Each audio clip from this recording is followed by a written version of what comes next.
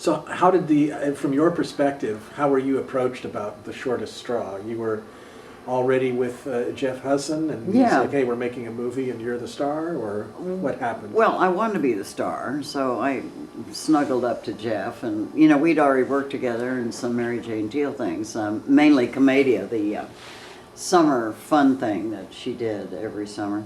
And you know, there were rumblings about making a film, you know, so I wanted to do it. Right. And I just did what I had to do it. Now, Jeff said that he had a script of his own. Do you remember anything Don't about remember that a thing at about all? that script. Yeah. Never read it. Don't know a thing about it. Okay. All right. I don't even know what the theme was. Right. Yeah. He didn't He didn't that say to anything me. to you? He just said I that don't know what it was. he had one and Parker had one, and he liked Parker's better, so they went with that. That's all he said. So okay. Now, how was it shot? You said it was shot on weekends over the summer? Yeah, I would say at least nearly 2 months of shooting in the heat. I mean, it was hot. The dream sequence, the fantasy bit on horseback with all the Huns, it was 110 in the shade that day, that weekend. It was so hot. And I had that armor piece on and chainmail, and, you know, it was hot. In addition to acting, you're credited in the film with doing other things, with the costume for the fantasy sequence. Right, well, I and rounded up sounds. costumes from community theater for Mary Jane. I said, you know, we got to do this. And she said, oh, come on down. And she had this closet full of just stuff, and it was not organized. So it took a while to go through it and pull the, you know, the bear skins and the helmets and swords and whatever else we used in those deals. And she also had a pile of costumes in her Austin Healey, which she died in, by the way, running into a telephone pole in her Austin Healey. But I mean, it was piled with costumes. You couldn't see out the rearview mirror or half of this side, you know. And it was her son that came up with the financing. Yeah, Do you know Lee how that Woodard. I remembered his name last night, Lee Woodard. We should look him up. I don't know whether he's still alive or not, but he was an attorney in Wichita. And he was doing fairly well back in the day, you know. I don't imagine he's still with us, but he might be. Okay. You know, I think she would have lived to 100 if she hadn't been such a crazy driver. Yeah, so Dear Mary Jane. Do you know about what year that was that No. she passed away? I wasn't here. I was not in Wichita. So any particular, did you want to keep Jane Robertson for your acting career, and so that's why you used Jane Husson for the other credits in the Oh, film? possibly, yeah. Yeah. Well, I've always, my Screen Actors Guild name is Jane Robertson. And I've always just used my maiden name for that. And I thought, well, that would distinguish, you know, the difference between the acting career. Right. How long was post-production? You said you spent a lot of time on the sound. Well, I just remember we were living in the carriage house of the Wichita Art Association place on Broadview and 3rd, I think. And we had a sort of a small room, and it had a plyboard, like from me to the camera, of plyboard at table length. And there were like 6 gangs of sound, plus the video up on a screen, the wall actually, it was just on the white wall. And the sound editing alone must have taken us 5 or 6 weeks, I would say. More than a month. You know. It was lengthy. Yeah. And even so, we just saw a clip, and I'm thinking, you know, they're running through the woods, and she collapses on this pile of logs, right? In that scene. But there's no panting. Now, any sound man would know we would have to overdub. Yeah. A lot of missing sound. Well, on some of it though, like that, there's no sound at all. So it's not like it's missing. It's like it was just silent and the music is playing.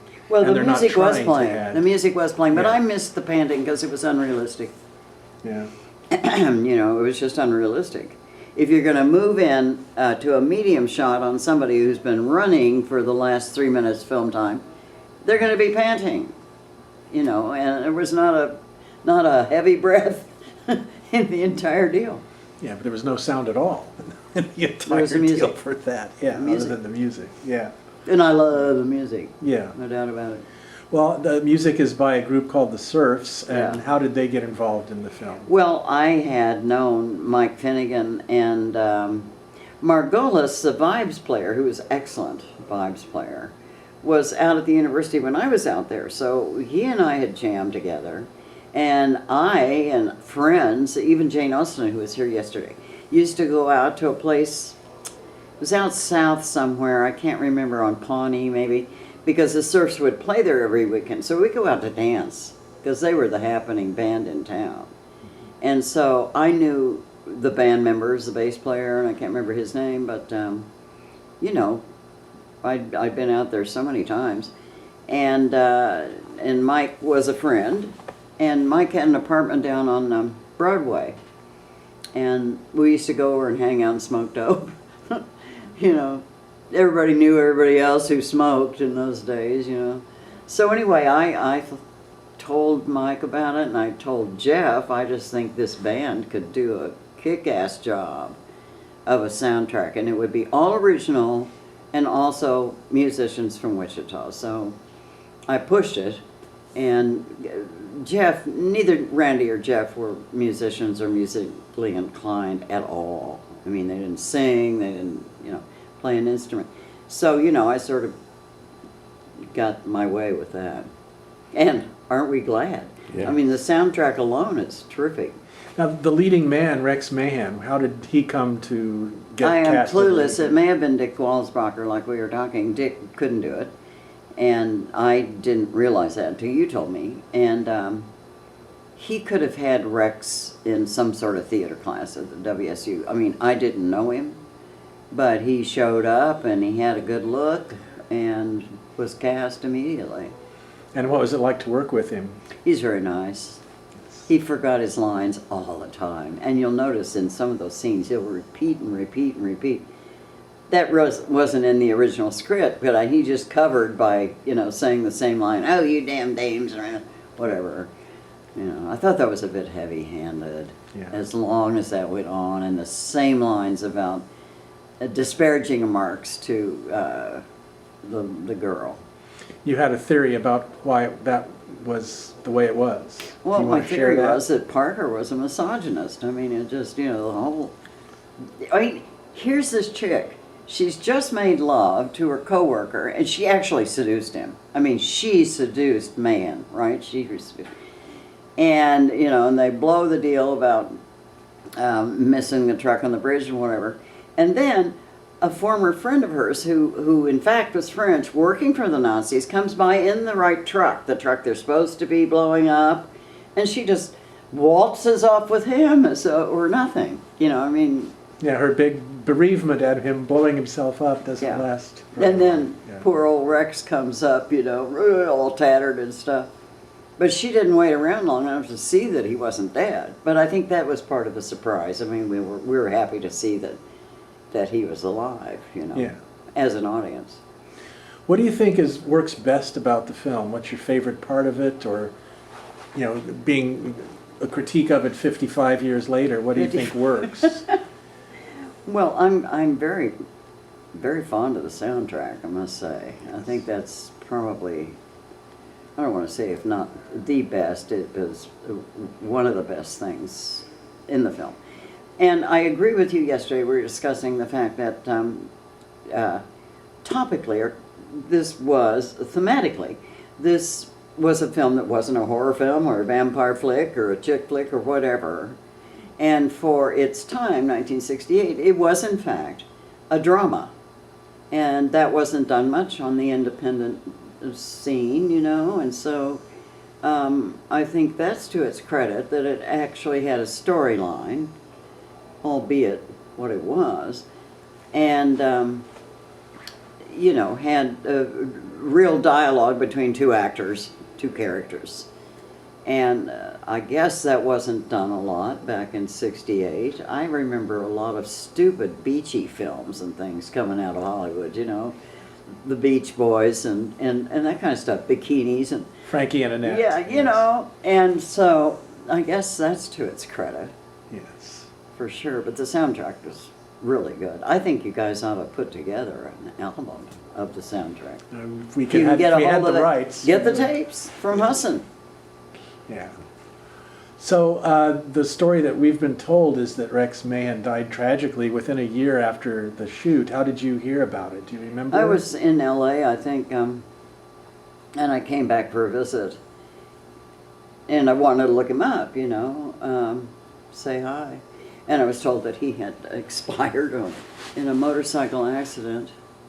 I don't think I knew at the time when, or if it was related to the 1968 premiere. I didn't know anything about that. But 68 and 69, I was living in Guadalajara, Mexico, and playing principal cellist in their orchestra, so I was not around. So I probably didn't learn about it until like 1970 or so. Okay. So you were saying you missed the premiere Yeah. and the first couple screenings that were Oh, yeah. done. What do you know about how Husson tried to sell it or market it? Well, we went out to, after we shot it, and it was in the can, we moved from here to LA with the idea he's going to peddle the film. Well, he just didn't have any idea about the film business in our country at all. He just thought it was great, and he was going to sell it in 3 days, and whatever, we're going to have a lot of money. Pipe dreams, truly. He ended up with a sales job selling vacuum cleaners or something. And my father had given us a down payment on the car that we moved out there with. And I woke up one day and he was gone. He had had somebody from his job arranged to come and pick him up and get him on a plane, leaving me with all these debts. The car was repossessed, blah, blah, blah.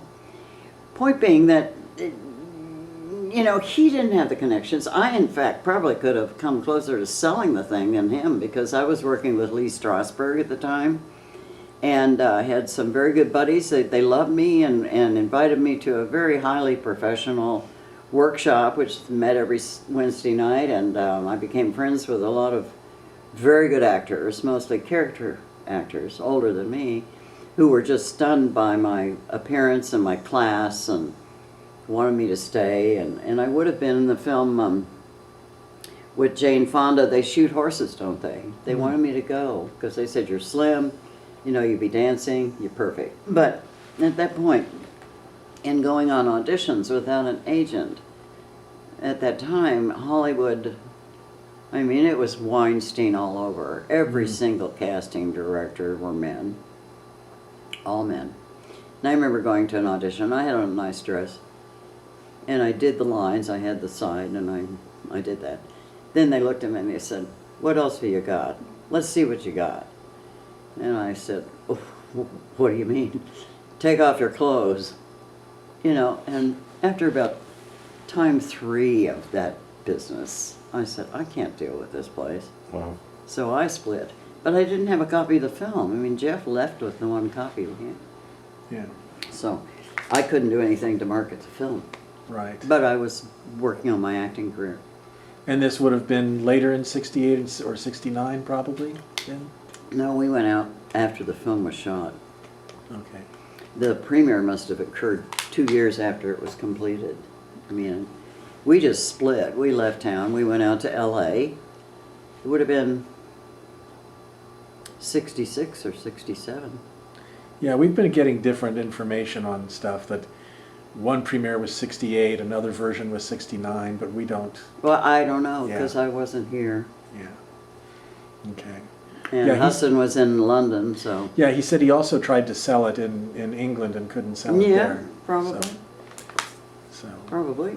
And then the story he told me was that that producer, he said Frederick, whatever, Teal's son. Oh, Lee Woodard. Lee Woodard, yeah, what did I think, Fred? Lee Woodard. That he then wanted the materials back. So Well, I paid for it, he yeah, wanted he it back. bought them, you know, And, he paid for 'em. and so other than the print he had, Husson sent him the materials, and that's how Parker got it and was able to use the work print and other things to complete Oh, is that right? the version See, we have. I was out of the loop then. Apparently, that's the closest we can figure it, Huh. but we don't know. Because Husson was very surprised to find out that there was another print. Really? he thought he had the world's only print, so. Well, But I told him Parker had had a print, and he had no idea. And then the fact that Parker's print was half-hour longer than what he had edited, he was surprised at that as well. So, anyway. Other things in particular you remember about the film? Shooting, production, after? Any element, any stories that come to mind? well, Jeff and Randy fought. I mean, I can remember standing out there in that heat, waiting, you know, on set to shoot. And they were off arguing about whether it should be this way or that way, or whether they should use a 50mm lens or a filter or whatever, you know, and it just, it was tiring. Who directed the acting? Did you get tips from Nobody either of got them any acting? direction about acting. You know, we did what we did sort of on our own. And Jeff's direction, I thought, was pretty paltry. And little of it. I mean, it's credited as directed by Jeff Husson, but there wasn't a lot of direction going on. I mean, having worked with good directors now in the last 7 or 8 years in New York and LA and Philadelphia and whatever, I mean, these people know their stuff.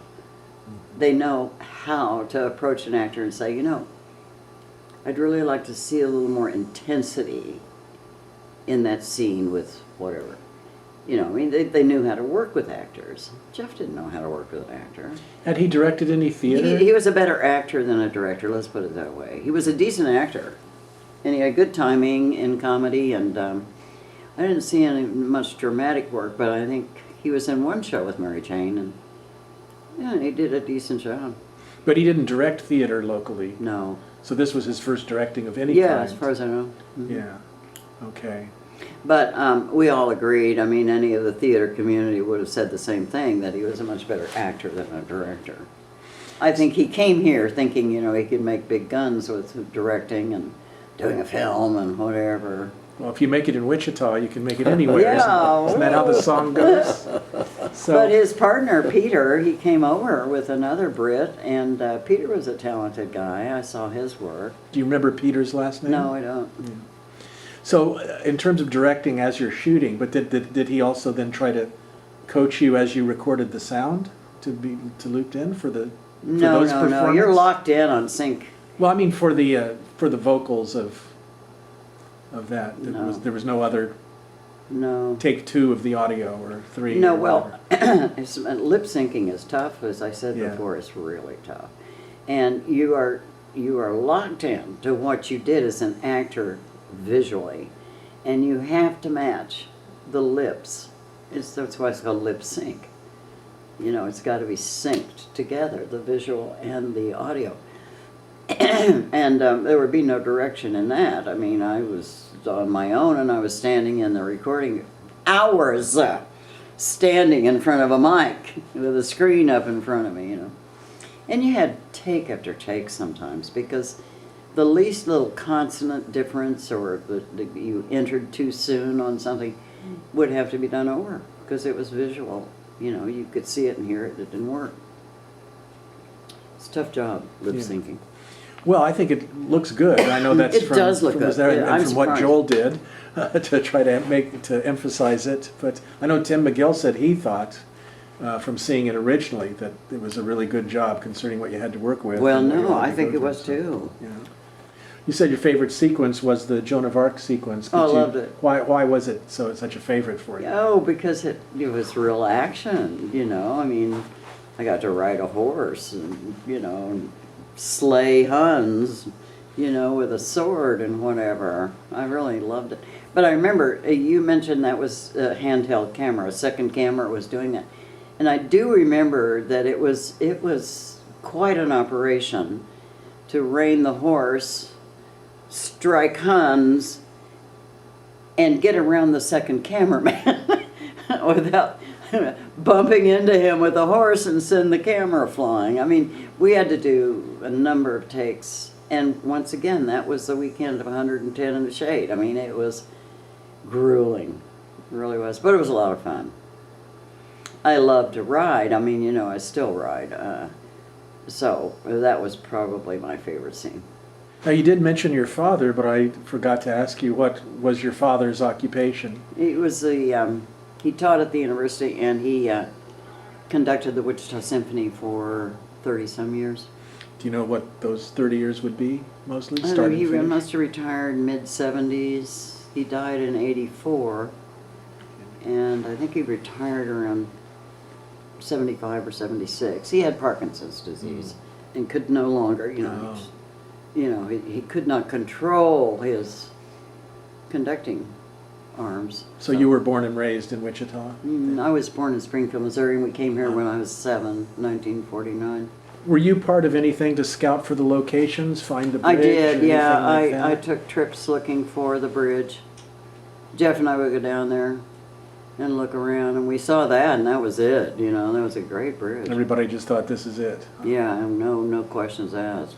Well, I should have asked about the airplane. How did that come about? Because that's an interesting sequence. It is an interesting sequence, and the fellow was German, actually. His name was Peter, and I, again, don't know his last name, but he was a character. He was a lot of fun. But that sequence was wonderful, and we did several takes, and he didn't even get money for fuel for his plane. They knew it would be coming around a certain time. Yeah. And they just have to be ready for Oh. when it came by. Does that ring a bell? Or What? That they weren't, they didn't have walkie-talkies or No, we didn't to know have when any, the phone was, we when the didn't plane was coming. So they just had to, be ready for they knew it was generally coming at a certain time and then just be ready. Yeah, I think we probably waited quite a while. Oh, But nice. he also, like Rex, he would go down these arroyos in Kansas chasing the cows down the arroyo, and then the farmers would see the cows like that, and for the life of them not know who to blame. We finally figured out it was the plane. But anyway, the guy in the Flint Hills somewhere ran his plane into a rock wall and crashed it up and burned it and died. How long after the film do you It think was that a might have couple been? years, maybe. It Just wasn't a- long. So not that A few long. years. Well, So this film brought on some tragedies for people involved in Wow. it. Jeez. I don't Not know- I. Yes. I don't know who to.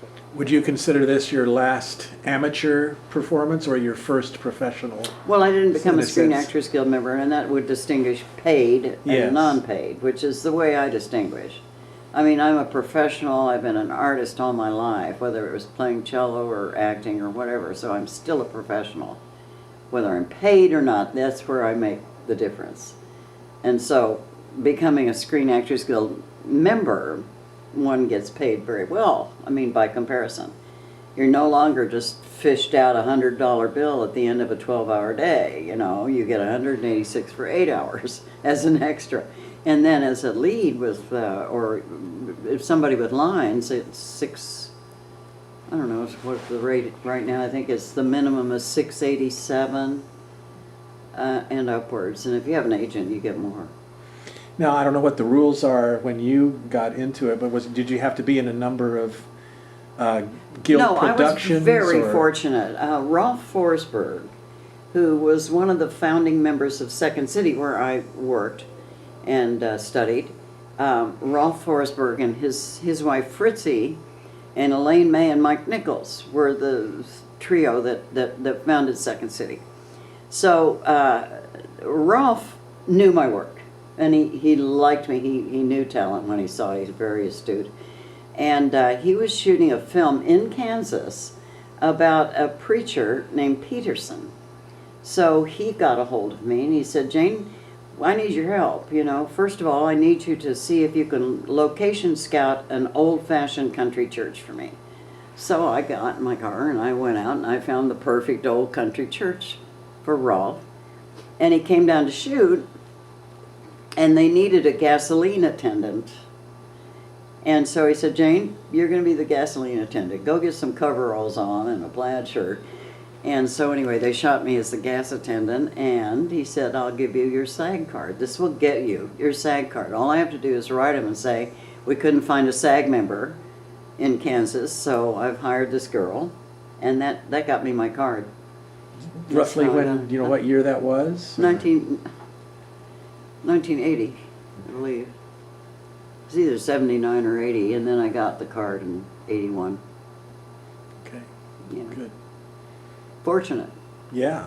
sounds People, great. you know, pay thousands of dollars to join SAG. I mean, if you just jump off the boat and want to join SAG, it's close to $6,000 now. And a similar story from another woman I knew. They needed her in this film, and It's her- one way in, Her yeah. pay was very minimal, but she got her card. Yeah, I know. To do Well, it. Yeah. They actually it's a gave her a blessing. choice. They said, "Do you want the card and a little bit of pay, or do you want all this pay?" And she took the card and the yeah, it was smart. little bit of pay. Yeah. Yeah, well, it means a career, you know.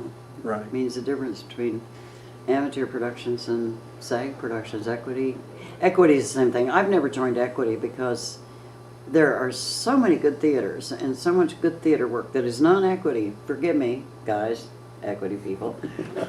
We'll, You know. we'll edit this part out. Yeah. But I found it to be true. I mean, God, I worked in LA in non-equity houses and got paid. I didn't get paid as much as an equity person. But there's good stuff going on. But it's different in camera work. You really want to be in the union, I think. Yeah. Or you don't get paid as well, and you don't get as many really good gigs. You know, interesting parts. So I know that in his mind, at least, Randall Parker thought there was a big existential joke and absurdity, commentary or philosophy at the heart of the film. Did you think that when you were filming it? Do you see it there now? Once again, keywords, Randall Parker's mind. Yes. Okay. You know? And basically, who gives a shit? Yeah. Who cares? I mean, did it move the script forward? Did it move the characterizations forward? No, it did none of those things. So filmically and dramatically, it doesn't matter to me. And I thought there was far too much philosophizing that one scene where it just goes on and on and on and on and on between my character and Rex's about it was just pure philosophy, but it was very repetitive. You know, she kept asking him questions, he kept responding, and it was the same old, same old. And that could have been cut. I mean, I would have, you know, I'll as a have to- writer, certainly would have cut that. I'd have to check Jeff's version and see if that scene's in it. It might be part of the half hour he cut because he said he didn't quite get what Parker Oh, was maybe. aiming for either. Yeah, could be. So, yeah. But that was Randy's trip. Yeah. And frankly, he didn't talk about it much when we were filming, and you know, I was basically fairly unaware of what he was trying to get at. Yeah. And he didn't get at it that successfully in the first place, so I don't think an audience person would say, "Oh, that's so existential. Oh boy, Sartre." And you Yeah. know. Well, as an academic who might be prone to overanalyzing, I kind of like it. But Exactly. Yeah. good. I want to get my script out there and get an agent. Tell so us I can about get this that script. What is silk. this? What is this project you're talking about? Well, it's a streaming TV series called Gypsy Heart, and it is based on my life with a good dramatic license, and starts here in Wichita with the Beat Generation poets that we had so many of. And my boyfriend, Charlie Pymel, was part of that. Allen Ginsberg comes to town, and I played cello with Allen's harmonium, and then he reads, and really fun scenes. That all occurred at a place called the Beanery, which is down by the Eaton Hotel. Eaton Hotel is still here. And it would be easy to dress some of those small places near the Eaton Hotel as the Beanery, which was a spot where people, winos hung out and whatever, people could come smoke dope. The police, I don't know whether they're paid off or not, but they would just sort of look the other way. And that was Wichita in 1966-7, right in there. That's a famous story of Ginsberg traveling across and Yeah, well, he wrote the Wichita Vortex the Sutra. Wichita Vortex Sutra. Yeah. And I have a great scene in my script. He, after the Beanery, he said, you know, he and Peter Orlovsky, that was his partner at the time, really attractive guy with a long blonde ponytail that danced around and just a neat guy. Anyway, they approached me to see if I would take them out to the country. And, you know, Peter said, but Alan wants to see some real cows and stuff. You know, so I said, okay, well, I've got an old Jeep. You know, I had an old Army Jeep. that I had just bought. And I was picking it up the next day. I said, okay, I'll come out to the Red Roof and pick you up. So I took him out in the country. And this is a four-wheel driver, right? It was a four-door gunbull gray Army Jeep. And it was four-wheel drive. And I'd fixed the hubs already so I could go into four-wheel if I wanted to, you know. We could go out cross country. So we get out there, and Alan is busy with his tape recorder and a notepad in the back seat, writing vigorously the Wichita Suture Vortex, and which is what became that poem. And he was busily doing that while Peter and I were looking around saying, oh, well, there aren't any cows here. And I said, okay, I'll take the sucker cross country. Here's a place. So I pull off over a ditch, get high centered in the irrigation ditch.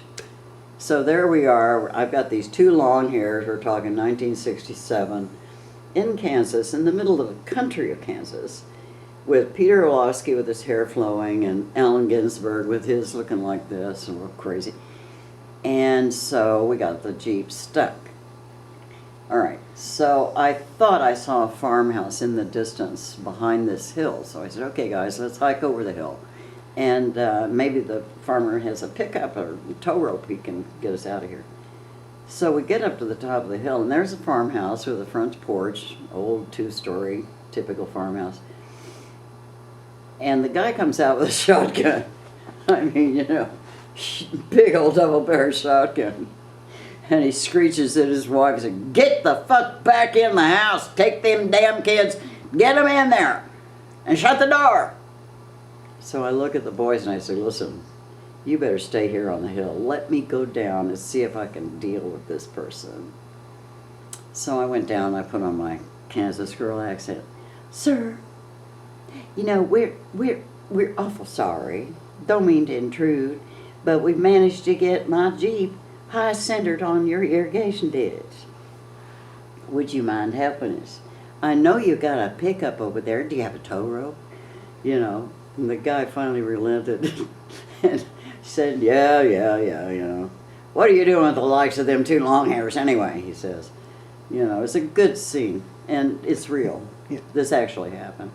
And so the guy finally goes over and, you know, we get the pickup and he hauls us out, and the boys wanted to go with him. He had two young boys, and he said, oh, okay, you know, you can go. And so they got in the pickup. And then the coda on the scene is like, well, I've never seen people like that, Pa. Yeah, you said they was mean or something. And Dad says, you never can tell what's on the inside of somebody. You know, so I got a nice coda. Yeah. Anyway, it's a good scene, and it's real. It actually happened. Yeah. Well, if I can interrupt and go back, that reminds me, you mentioned Wayne Sourbeer working with your sister. Yeah. And of course, Wayne Sourbeer was the main director behind the Montage film series. That's true. Something I've really been interested in. It starts with a film about Corbin Lapel painting. Yeah, Corbin. And then one on Charles Plymel's poem, Ephemeral Blue. You were tangential to that. You know anything about the Montage series? And no, you said you were almost in Ephemeral Blue, but you had left. You had gone. Yeah, I had gone up to visit Corbin Lapel when Ephemeral Blue was made. So they got Dee Lavelle, if that's the same one I'm thinking about. Yes, she's in it. Yes. Yeah, they got Dee Lavelle to do what I would have done. Is she the one in black? Yeah. Who's grabbing onto the oil derricks? Yeah. So that could have been you. Yeah, it was me. It should have been. Well, I just didn't know what it was going to be about, and I had already arranged to go up and visit Corbin in Chicago, and I had a train ticket and everything, so I just went ahead and did that. So okay, I want to ask, when you shot your sister's Mass Metallurgy, you know, the Wayne Sourbeer thing, you already knew Wayne Sourbeer? Oh yeah, she already knew. Yes, because she actually was having an affair with Wayne. Truth be told, yeah, and she'd gotten into photography through Wayne, actually, and into filming as well. Okay, and was that all shot in one day? No, it was a weekend, seems to me. It may have been 2, I don't really remember. But remember when we were going down Broadway, North Broadway, I said, that's where we shot metallurgy or whatever it's called. Yeah. Because there were piles of metal shavings, and you know, it was not a whole lot of fun to get in these metal shavings and, you know, and do my bit. So a lot of it was improvised, or had she scouted Mostly, it out no, before? it was all improvised. Yeah. And do you think that was for a class that she was taking? No, it was just a fun thing to do. I mean, she and Wayne, she wanted to learn from Wayne, and I was available, so, you know, we just did it. And she was learning. And that was near, we were at Broadway and 21st. Yeah, around sort that of. area. There were piles of scrap metal, Okay. and that's how it got to be named. Yeah. Metal But- liturgy, I think. Yeah, it is. it's a clever title, I thought. Yeah, metal liturgy. And the fact that it says Mass, a metal liturgy. Yes, so exactly. Yeah, nice puns. yeah. So, okay, so you said yesterday that Shortest Straw was your first time acting on screen. Well, yeah. So the you first- don't consider Mass to be a performance of acting Oh, I on don't screen? remember which came first. I think don't Mass even must have been remember. first. Must have been. I think it's around 1962 or so. Well, but it didn't have any lines. Right, right. No lines. It was more of a modeling gig, maybe, or well, whatever. Some people had told me that they thought some of those films had their debut at Wichita Film Society screenings. Do you have any knowledge of that? I don't know. I don't have any idea. I don't think I was in town at that point. It could be. I mean, you know, Sauerbeer was a great photographer. A lot of people liked his work, and he'd Yeah. exhibit, and so he's pretty well known around town. And Corbin Lapel started the Microcosmos literary magazine at Wichita Oh State. no, Charlie Plymell did. Plymell did. Oh, Plymell would be very mad if you said. Well, Corbin it's Bell not me. started. I think a lot of people say it's Could be. It's Lapel. Well, he printed it. He printed it. See, Charlie had a job down at Wesley Hospital in the printing room, doing the menus and stuff like that. And so he took advantage of having all that at his disposal and began printing Cosmos. Yeah. Charlie left for San Francisco 1962, I think. And I promptly followed in June of '63. Well, he apparently bounced back and forth from the He 50s did, on. you know, and you can talk to Charlie and he'll tell you all about it. Yeah. He loves to talk about his Yeah, adventures. he still publishes new stuff. Yeah, I so know. he's still Yeah, he active. does. He does. Yeah, one of the last standing, I think. Well, he's one of the last standing beats, that's for sure.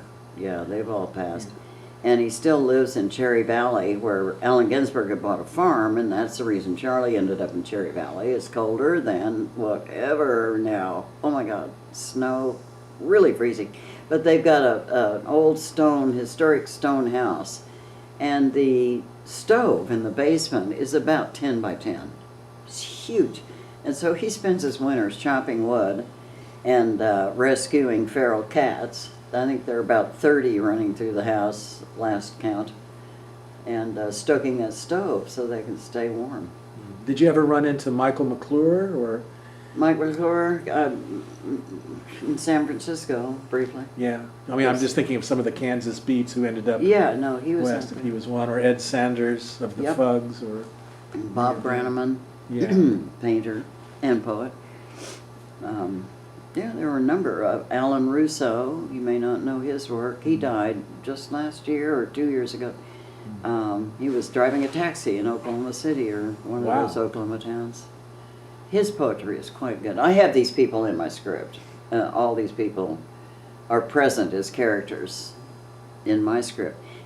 You know, to do them honor and pay tribute. And, you know, I mean, everybody else that I've worked with, Lee Strasberg in L.A., and the people at Second City, and Muddy Waters, who taught me to play the blues as a cellist, and Don Cherry. And, that would have been interesting. oh, God, it was great. It was just great. I was in Chicago. I want to tell you the whole script. I had made a dope run in Mexico with these Chicago Mafia sons of the Chicago Mafia. As one would do, yes. Yeah, as one would do if one had broken their back and lost their job as the cellist in the symphony, and needing money. So one of them flaked out, and got too nervous to make the run, and it required 4 people because they had 2 vans. They had a lead van, and they had the van with the dope in it. Well, both of the vans had dope, by the time you... So we go down from Guadalajara to Michoacan, and the donkeys and the farmers, the growers are all ready to load the kilos of weed wrapped in brown paper into our vans. So I was part of that. And then we hightailed it up north to Hermosillo, where a plane was supposed to come and connect with us.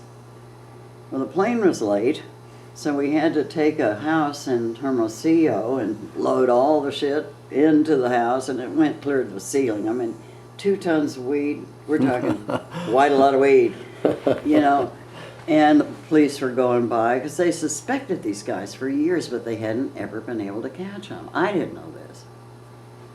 But anyway, I was in the lead van. I had to go through the checkpoints. And what happened was that our reconnaissance had told us by shortwave marine band radios that the next checkpoint was so-and-so up the road. But no, we went around this curve, and there they were with the M18, M17s, or whatever they were.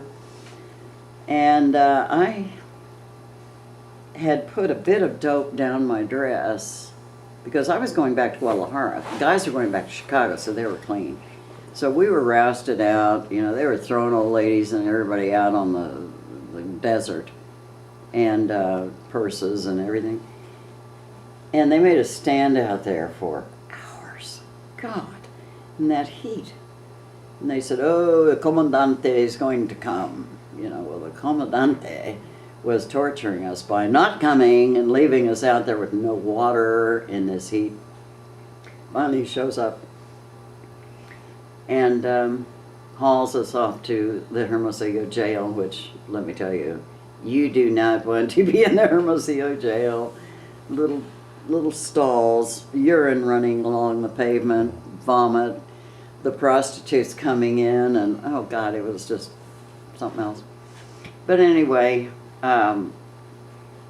they were out to make some money because they knew these young guys were connected with a pretty high-end mafia tribe from Chicago. So anyway, finally, long and short of it is that we got the phone call into Chicago, and they agreed to pay $2,500 per person, so that was, to get us out.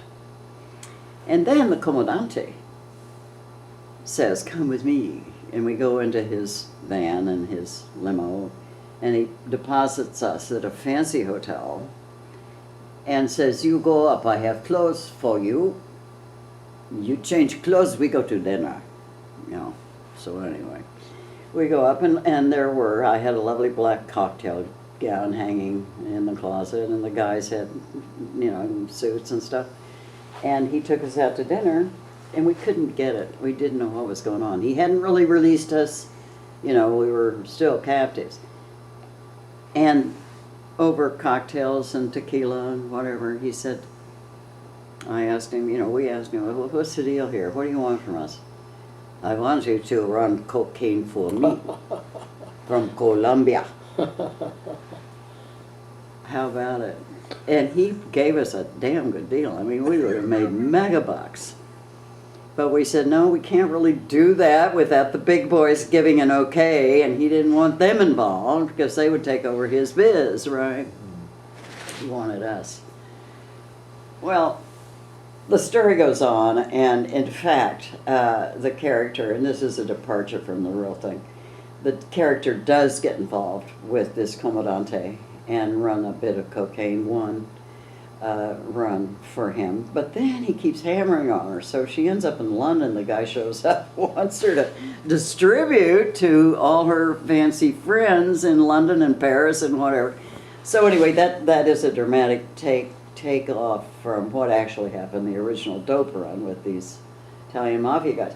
But the mafia guys, I actually knew a number of them, and I became the music teacher for their kids in New York. So, and I still have mafia buddies. I mean, it's the next generation, but they know who I was. And they were told if she ever needs anything, she calls up and needs to have somebody's knees broken, do it. Watch yourself, But Joel. we're cool, right? You're cool. All You right, guys are all thank you. You passed. Now, around what year would that have happened? Let's see. Well, that was all in the mid to late 60s, Okay. in and out. And then London was 1970. Okay. So this proposed series that you'd like to do, it's like 6 chapters or? Well, I have Six six. episodes? I have 4 completed episodes, and I've got about another 20 pages to write in episode 5. Are they each about an hour, or what would it be? It's a minute a page. Okay. And I've used a handbook that is pretty much state of the art of the industry called the Hollywood Guide, I think it is, the Hollywood something or other. But anyway, it gives you exactly what you need to do. Your script needs to be between 58 and 63 pages, which will put it right in that line, depending on how much description you are also writing and dialogue and whatever. It times out to a perfect hour. And so I have 4 episodes, and most people, when they write a pilot, that's all they have. They don't continue it. And they try to sell the pilot. But my God, if I could get a producer, I mean, he's already got 6 months of work that can be shot, or at least gone into production or development if they want to develop further or add stuff or take away stuff, whatever. It depends on the producer and the director. But it's ready to go.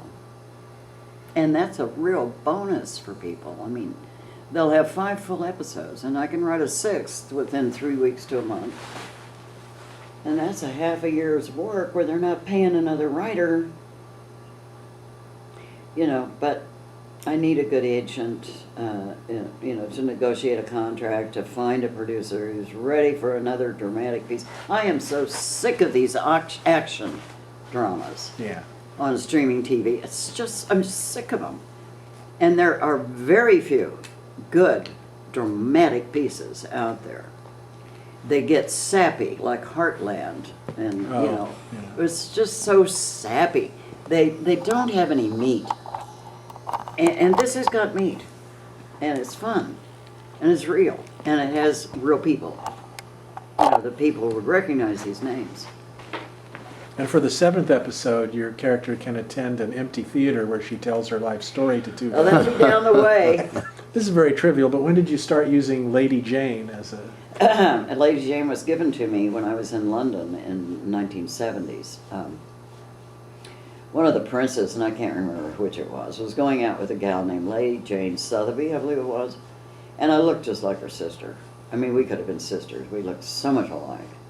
And so all the music crowd, the jazz folks over there, started calling me Lady Jane. And I got back to New York, and I go down to the Vanguard, and all my buddies are there. Oh, Lady Jane's back in town. Did you bring your cello? Stuck. And the agents I have had in the past have said it's a good call name, so keep it. Now, I use that for my music and for lighter weight stuff, but my screen name for SAG work is still Jane Robertson. And I sometimes put Lady Jane underneath it in quotes, but you go to New York and everybody knows me by Lady Jane. Most people in LA do too. They call me Lady Jane. It's just kind of fun. Yeah. But it was given to me. I was dubbed Lady Jane in London in 1971 or 72. Are you pleased or not, and please be honest, with the restoration as it looks and as it sounds? I am just really stoked. I mean, I said yesterday, I cannot believe the dedication you two put in on restoring this thing, honestly. I just applaud you. I do. Nobody else is going to do it. Yeah, thank you. Yes. Yeah, I'm afraid it would have ended up in the trash. It would have just otherwise. been forgotten forever, and now you've made it so that there's a record of people doing something in Kansas in 1968, and that's to be applauded.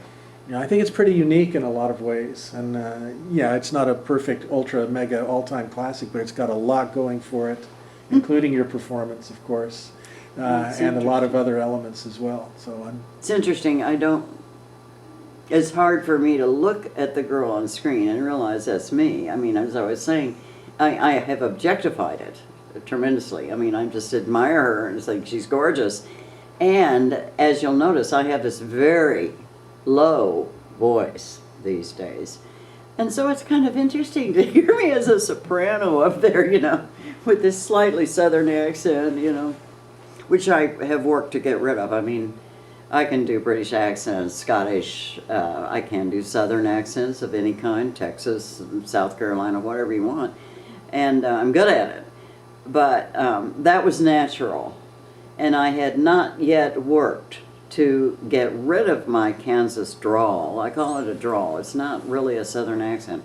It's a drawl and making an A sound like you know, 3 different vowels. So it was interesting for me to see how far I've come as an actor, really, I suppose. Yeah, we could probably spend the next 20 hours talking about the rest of your career. Yeah, And it's hardly- a bit of it's there on the hardly, thing you're holding. Hardly crack the ice on it, I'm sure. Well, We may have to do that some other time. some other time. Yeah, Well- when we can do it like you shot the shortest straw, we'll just do weekends all summer. Yeah, really. All right, well, thank you very much. It's great of you to spend this time telling us about the shortest straw and other related things in your early career. It's Good. Really appreciate it. Sure, I enjoy it. Will be part of the Wichita You know, history I don't record. like talking about myself as a rule, unless it is a formal setting like an interview. Then I let fly. But you know, just on the street or at parties or whatever, people ask me about it. I don't enjoy talking about myself that much. Well, we've enjoyed hearing it, so I'm glad. thank you.